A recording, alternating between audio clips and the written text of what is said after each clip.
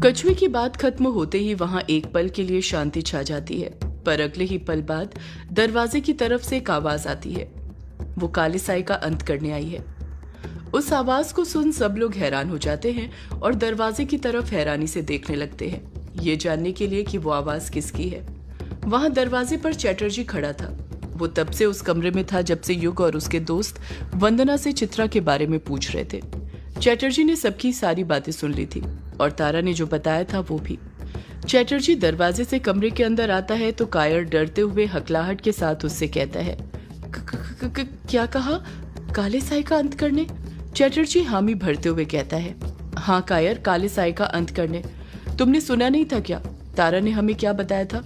चित्रा जी वंदना से कह रही थी कि वो सबके सामने आएगी, पर तब जब वो उस काले साए का अंत कर देगी।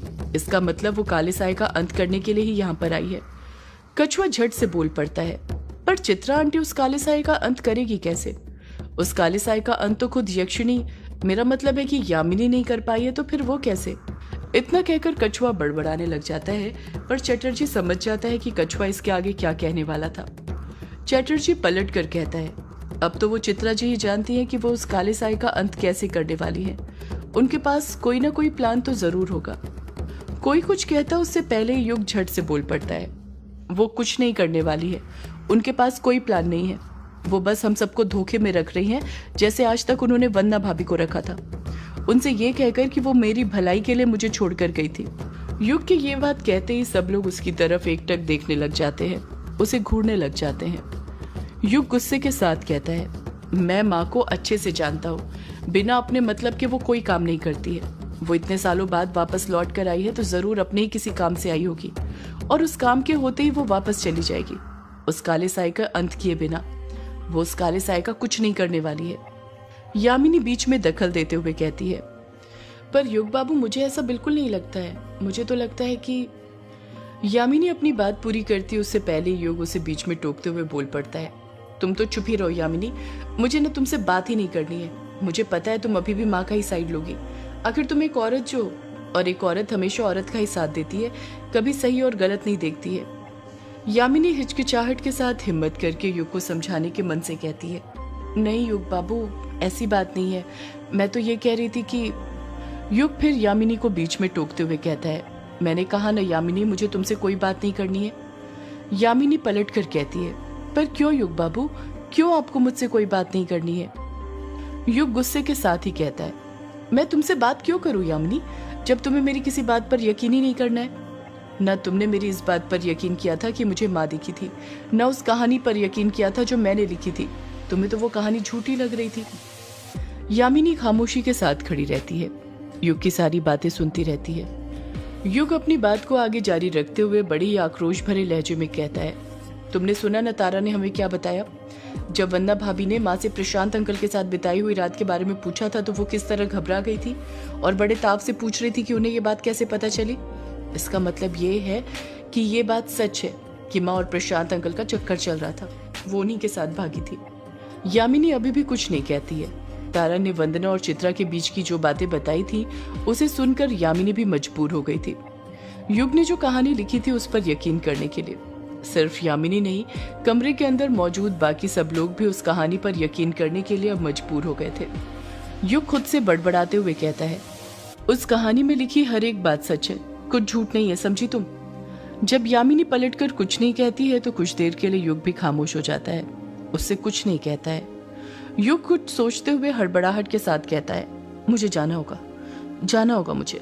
यामिनी युग से कुछ पूछती उससे पहले ही कछुआ उन दोनों के बीच हुई बहस का फायदा उठाते हुए बोल पड़ता है, जाना होगा पर कहाँ युग? तू कहाँ पर जाने की बात कर रहा है? युग कछुए के सवाल का जवाब देते हुए कहता है, माँ को ढूंढने। कछुआ, मुझे माँ को ढूंढना होगा, क्योंकि वही है जो उस काले साए के बारे में जानती है, और हमें भी तो उस काले साए के बारे में ही पता करना था ना, उसका अंत करने के लिए। वंदना मन ही मन घबराते हुए सोचती है, जिस बात का डर था वही हुआ। युग बाहर जाने की जिद कर रहा है और चाची ने कहा था कि चाहे कुछ भी हो जाए युग को हवेली से बाहर मत जाने देना, मुझे युग को रोकना होगा। युग अपना कदम आगे बढ़ाते हुए कहता है, माँ उसी काला झाड़ी जंगल में होगी, मैं जा रहा हूँ उन्हें ढूंढने। वंदना तुरंत युग को रोकते हुए कहती है, नहीं युग, तुम कहीं मत जाओ, बाहर तुम्हारी जान को खतरा है। चाची ने तुम्हें यहीं हवेली में रहने के लिए कहा है। युग पलट कर कहता है, वंदना भाभी, माँ बस आपको डरा रही थी और कुछ नहीं। मैं जानता हूँ वो कुछ नहीं करने वाली है। जो करना है हमें ही करना होगा। मुझे बस उनसे उस काले साए के बारे में पूछना है, उसी के लिए मैं उनसे मिलना चाहता हूँ।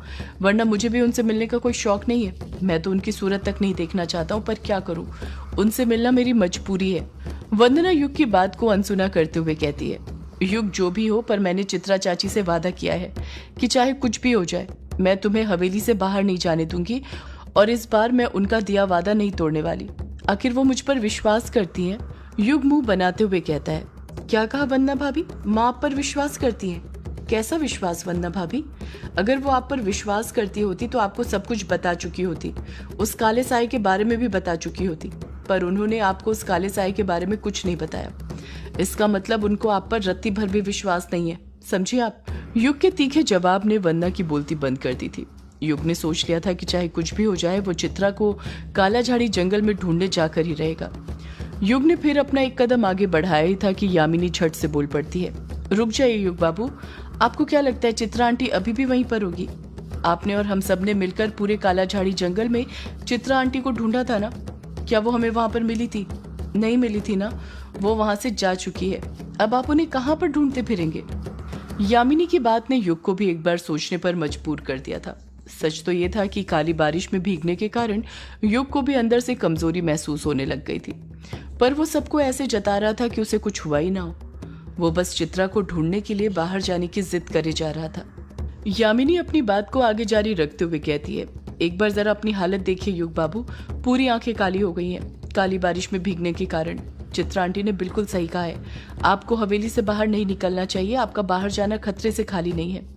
युग पलटकर कुछ कहता उससे पहले कायर भी बोल पड़ता है, हाँ युग, यामिनी सही कह रही है, और वैसे भी चित्रा आंटी ने कहा है ना कि वो अमावस्या तक उस काले साए का अंत कर देगी। मुझे लगता है हमें तब तक यहीं हवेली में रहना चाहिए, यहाँ से कहीं नहीं जाना चाहिए।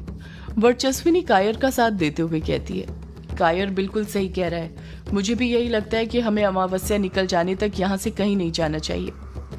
युग हिचकिचाहट के साथ कहता है, अभी अमावस्या आने में 1 हफ्ते से भी ज्यादा वक्त है, पर अगर उसके आने से पहले ही उस काले साए ने कुछ और कर दिया तो क्या करेंगे हम?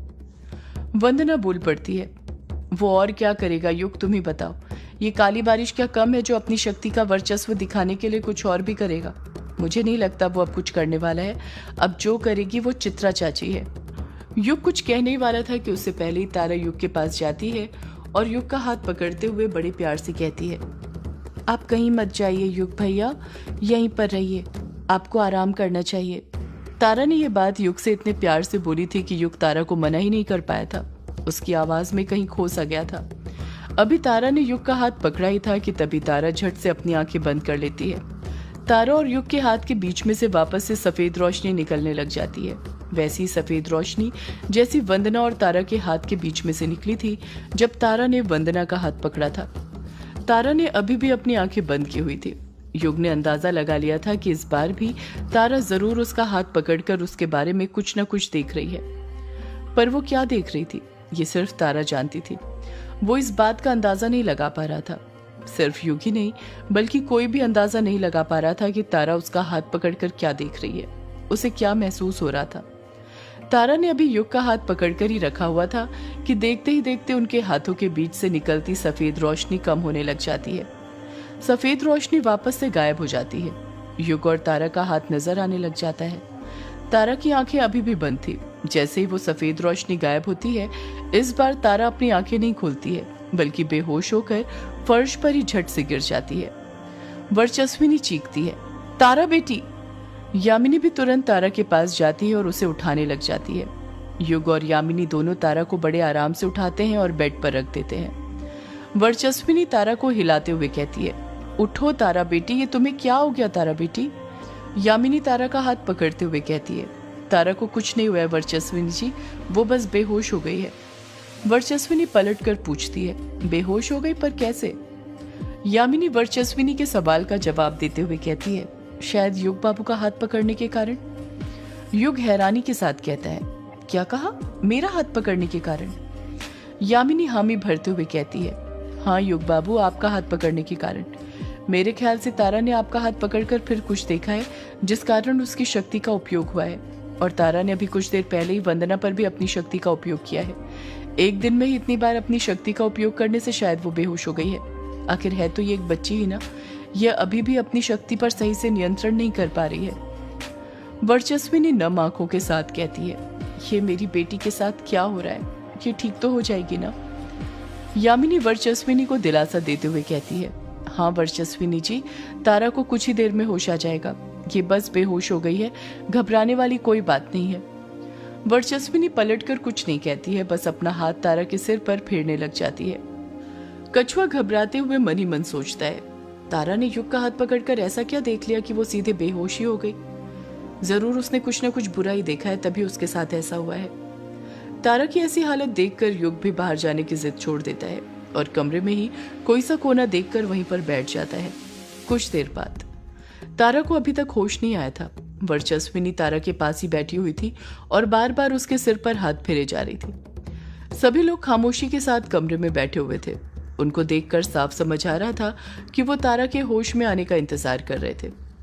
कमरे के अंदर मौजूद सभी लोगों के चेहरे उतरे हुए थे। यामिनी कमरे के अंदर बैठी हुई थी कि तभी वो फिर वही बात नोटिस करती है जो उसके दिमाग में बार बार आ रही थी कि कमरे में अभिमन्यु और डायना अभी तक नहीं आए थे, वो भी इतना सब कुछ हो जाने के बाद। यामिनी मन ही मन सोचती है, ये अभिमन्यु और डायना कर क्या रहे हैं कि इन्हें जरा सा भी होश नहीं है कि हवेली में चल क्या रहा है। यहाँ तक कि चैटर्जी भी यहाँ की हलचल सुनकर यहाँ पर आ गया, पर ये दोनों नहीं आए। मुझे उन्हें जाकर देखना ही होगा। इतना कहकर यामिनी तुरंत अपनी जगह पर से उठती है और कमरे से बाहर निकलने लग जाती है।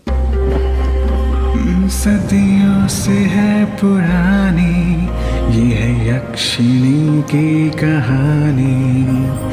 यक्षिणी एक आग है, यक्षिणी तेरा ख्वाब है।